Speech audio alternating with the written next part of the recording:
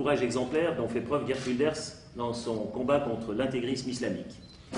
Je voudrais également dire mes regrets de n'avoir pas pu organiser la conférence prévue dans ma commune à cause d'un président socialiste qui a cédé à la peur devant une simple demande de quelques islamistes d'organiser une manifestation pacifique et qui, en annulant le contrat de location de la salle, a violé le droit à la liberté d'expression et de réunion inscrit dans la Constitution suisse. Je suis donc venu à La Haye pour démontrer que l'on peut bien nous priver, Geert et moi, de salle ou d'un auditoire, mais que personne ne pourra nous empêcher de nous rencontrer, de partager nos points de vue et d'unir nos forces pour combattre la doctrine liberticide de l'islam. Puisque Geert Wilders n'a pas pu venir à la montagne, c'est la montagne qui aujourd'hui vient à lui. Ce que les autorités nous disent de plus en plus souvent se résume dans la phrase « Taisez-vous, ce sera plus sûr pour tout le monde ». Ainsi, les esprits critiques, anticorps essentiels d'une société, sont neutralisés. La menace et la violence triomphent. L'État de droit n'étant plus en mesure de défendre les principes fondamentaux, la situation rappelle de plus en plus celle de la République de Weimar. Faut-il vraiment que l'histoire se répète et que par la lâcheté de nos autorités, nous fassions le lit d'un nouveau totalitarisme? Quoi qu'il en soit, je puis vous assurer que Geert Wilders viendra un jour en Suisse, et je sais déjà comment m'y prendre pour que ça ne puisse pas être évité. On va trouver un moyen, faites-moi confiance.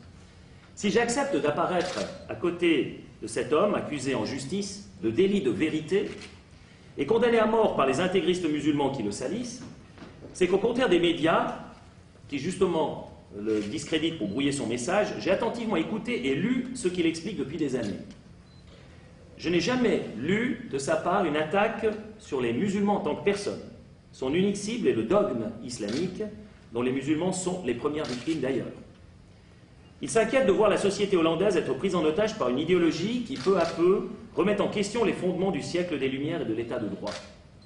Et il condamne l'augmentation des actes de violence contre les femmes, les juifs, les homosexuels et les musulmans se convertissant à une autre religion ou se laïcisant. Ces inquiétudes sont également les miennes, ces critiques également. Ne pas s'ériger contre ces dérives, c'est faire preuve de lâcheté et d'hypocrisie, deux attitudes qui invitent la barbarie à se réinstaller en Europe. Un troisième volet qui me tient à cœur, très personnellement, et c'est la raison pour laquelle je tourne assez souvent en Europe, c'est d'esquisser pour l'Europe un modèle de gouvernance appelé à remplacer l'Union européenne actuelle dont les jours sont comptés. Il suffit d'attendre la prochaine crise financière et on verra que ce sera chacun pour soi et ce sera très difficile à sauver. À ce système dépassé, bureaucratique, centralisateur et antidémocratique, j'oppose une confédération d'États européens, une Europe des nations libres et souveraines, construite depuis la base de la société par des citoyens responsables. Dans une Europe de ce type, les citoyens seront directement impliqués dans la gestion des affaires publiques par la démocratie directe. Voilà pourquoi je sillonne l'Europe, voilà pourquoi je viens aujourd'hui en Hollande discuter avec Geert Wilders, parce que nous aurons, j'espère, une possibilité ensuite d'échanger, de point de vue discuter longuement. Et j'espère que notre échange qui suivra nous permettra d'avancer également dans ce domaine. Voilà un peu esquisser ma position en français. Thank you for your, once again, your presence and your visit, which is an honor for me, and thank you for your most kind words. I'm very happy once again that Oskar Freysinger is a guest of me here in the Dutch Parliament today. He's not only a member of Parliament of the largest party of the Swiss Parliament, but he's also, as I believe, a very courageous man. A few years ago, not everybody perhaps in Holland minds that, he was a victim of an arson attack and his enemies tried to burn down his house, and it proves how dangerous it is to criticize Islam, even in Switzerland. And Oskar, but also other Swiss Islam critics, deserves our support. And that is why, when a few months ago Oskar invited me very kindly to come to Switzerland to speak and to discuss in Switzerland the subject of multiculturalism and of Islamization, I was very proud and glad to accept his invitation. I also wanted to meet the man who 2 years ago was the driving force behind the Swiss minaret referendum. As we all know, in November 2009, on your initiative, Oskar, over 57% of the Swiss voters banned the building of new minarets in Switzerland. And I was very proud of that. And we envy Switzerland for its system of direct democracy, which allows the Swiss people to have a direct say of its own fate.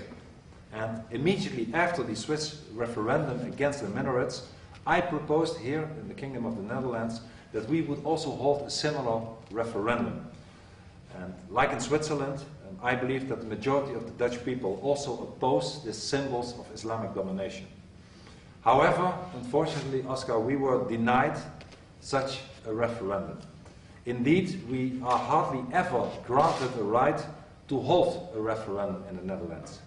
And whenever we are allowed to have a referendum, such as the one in 2005 on the European Constitution, the ruling establishment, the ruling elite simply disregarded the results and pushes through its own projects anyway. Unfortunately, even in Switzerland, traditional Western freedoms are being restricted as a result of Islamization. Everybody perhaps remembers that 2 years ago, the socialist government in Great Britain banned me from entering the United Kingdom, where I had been invited to speak in the House of Lords on the invitation of another colleague, a member of Parliament. And I, at that time, successfully appealed against the decision, and a few months later, the Socialist Party was also driven from power. I don't know if the two are interconnected, but I hope at least it had a little effect. 2 weeks ago, the socialist mayor of Saint-Vierze banned me from speaking in the municipal hall of its own town because, as Oskar said, leftish, perhaps even Islamic groups threatened and to demonstrate against my coming to Switzerland. And when a private conference room was found in Sion, demonstrators, again threatening violence, also made that venue impossible. And that is a very sad thing indeed. And it shows, unfortunately, that it has become sometimes impossible, even in Switzerland, to openly and freely discuss the issue of immigration and Islamization. And the fact that we are being treated almost as elected politicians, that we are almost treated as criminals for telling the truth, must, however, not deter us. And I will, and I'm sure Oskar never will, refrain from speaking the truth. That's why we are elected. That's why we are politicians. We want to speak the truth. And I will speak out, even if they have to drag me to 500 courts and threaten to jail me for 1,000 years. The truth will always be the only thing that we should aim for. And our opponents, whether it's in Switzerland, whether it's in Holland, whether it's in other parts of the world, at the end of the day, they will not win. Legal prosecutions, threats, violence will not force us into submission. And I have accepted Oskar's invitation to come. Of course, like he said, he has to find a way how to do it, but to come later this year, I hope, to Switzerland and to be able to discuss the issue that Oskar invited me for in the first place.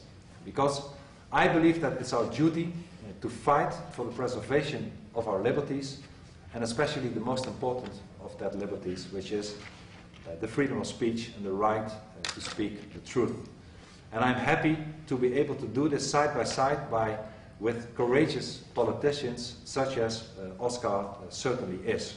Once again, thank you, Oskar, for coming to The Hague today, so that together we can make a point that we will not give in, we will actually never give in, and that we are determined to win the battle for freedom in Switzerland, in the Netherlands, and in other parts of the world.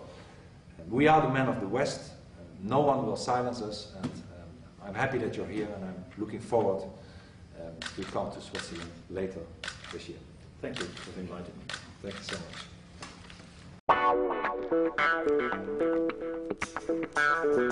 much.